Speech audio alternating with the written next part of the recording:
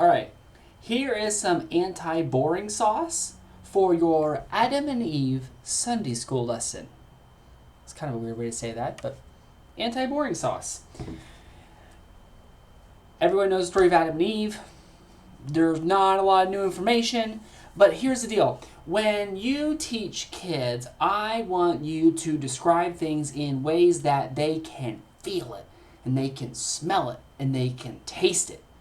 In other words, when you describe the paradise that Adam and Eve were in, where they could eat of any tree of the garden, pro tip, kids don't really think of eating from trees.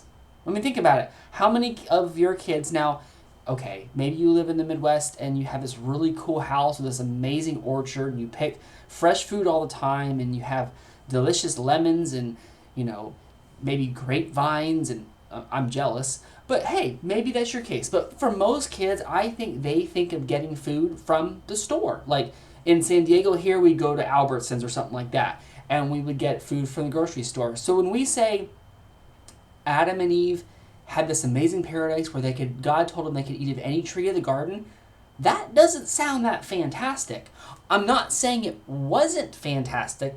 Notice, I just said to kids, that sentence doesn't sound like, whoa, and that's the reaction you want. So what I would suggest is that you tell kids, God told Adam, you can eat of any tree of the garden except one.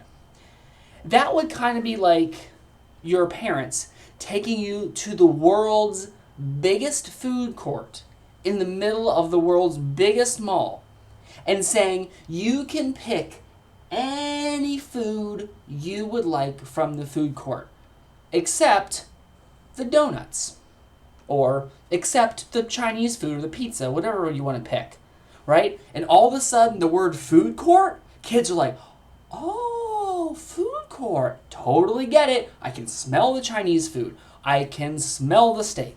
I can smell the hot dog on a stick, right? That's what I want you to do with your Adam and Eve Sunday school lesson. I want you to compare the Garden of Eden to a food court. Was the Garden of Eden better? Of course. Is a food court much more relevant example for your kids? Yes. So use it. Okay? And one more thing, there's a fantastic object lesson in here about how sin breaks our relationship with God. So you take a rope, which I'm not going to demonstrate. I don't have a rope. This is where's my hands? Invisible rope. But at the bottom of this lesson, there's an amazing rope object lesson. Watch it. It's not me. You'll love it. All right? And lastly, thank you for doing what you do. Thank you for teaching kids God's Word. You are impacting eternity, and you rock. Keep up the good work.